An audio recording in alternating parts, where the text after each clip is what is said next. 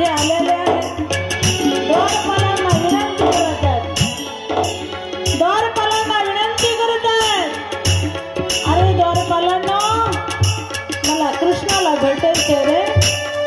त्यावेळी द्वारपाल हसतात, खत खत खत खत हसतात आणि म्हणतात, हे ब्राह्मण, कृष्ण कोण आहे तुझा? ते म्हणतात, ब्राह्मण म्हणतात माझा सुदामा, म्हणतात माझा सखा येतो, माझा बालमित्र येतो, माझा बालमित्र आहे, सखा आहे, मला भेटायचंय. द्वारपाल म्हणतो, ब्राह्मण सुदामा इथं थांब, मी देवाला सांगून येतो, तुझं नाव सांगून येतो.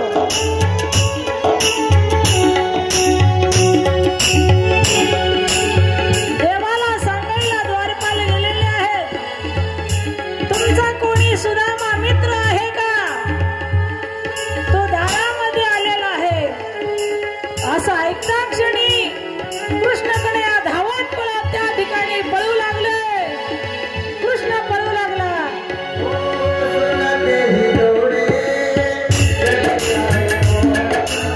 सुदामदेवाला गळा भेट दिली.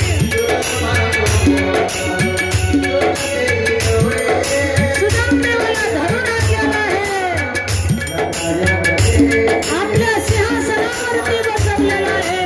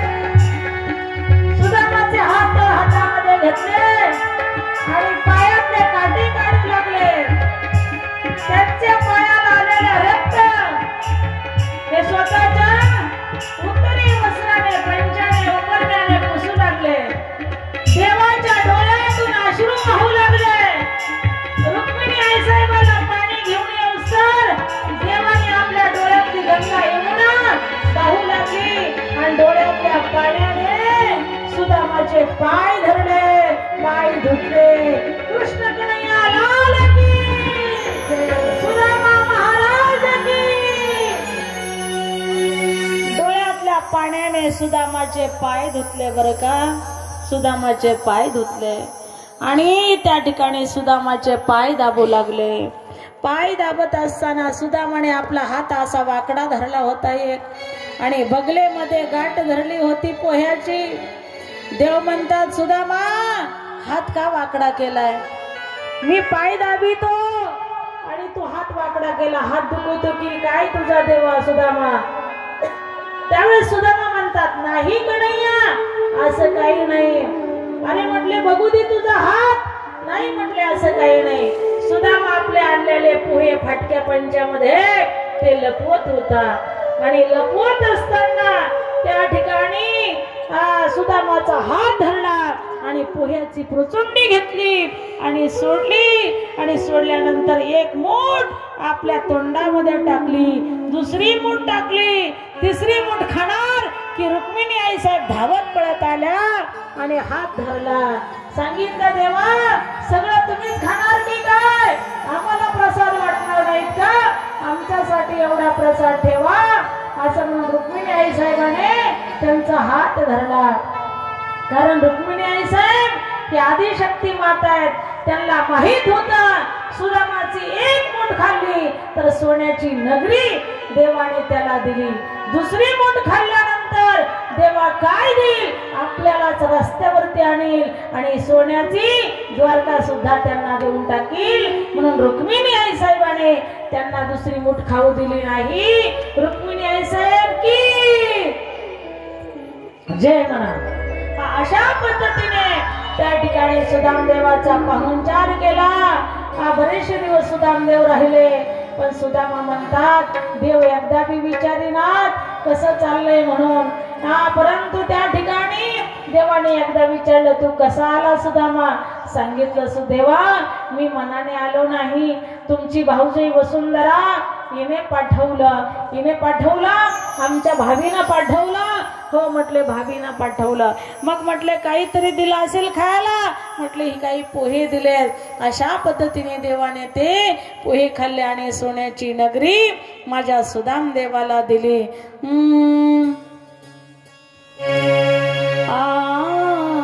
सुदामा ब्राह्मण दुःख दारिद्र्य पिढीला